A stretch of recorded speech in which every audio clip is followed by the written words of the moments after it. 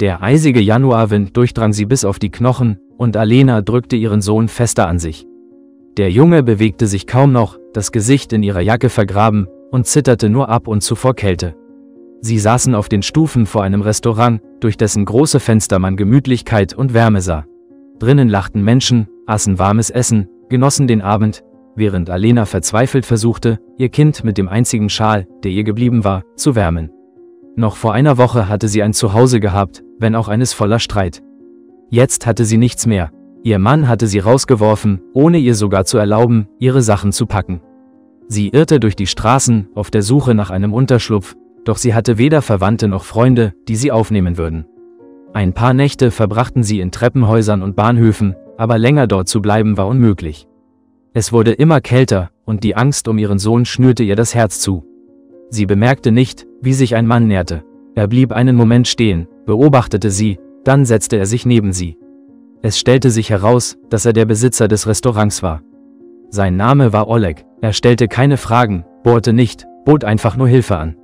Alena glaubte ihm zuerst nicht, niemand hatte ihr jemals etwas umsonst gegeben, doch sie hatte keine Wahl. Oleg brachte sie zu sich nach Hause. Er gab ihnen ein kleines, aber gemütliches Zimmer. Zum ersten Mal seit langer Zeit schlief Alena in Wärme, und Artyom wachte nicht vor Kälte auf. Am nächsten Morgen konnte sie lange nicht glauben, dass das alles kein Traum war. Nach ein paar Tagen bot er ihr einen Job in seinem Restaurant an.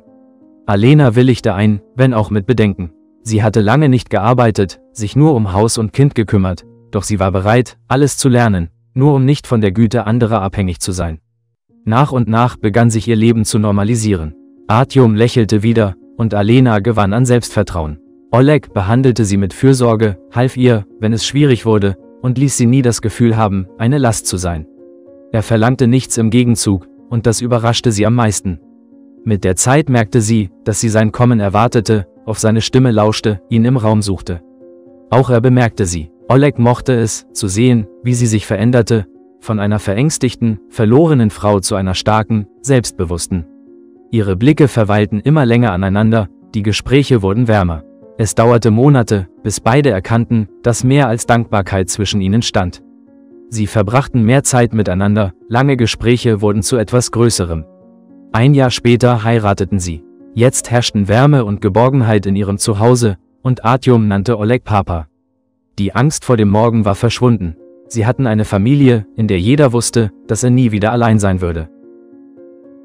Liebe Freunde, wenn euch das Video gefallen hat, setzt ein Like und abonniert den Kanal.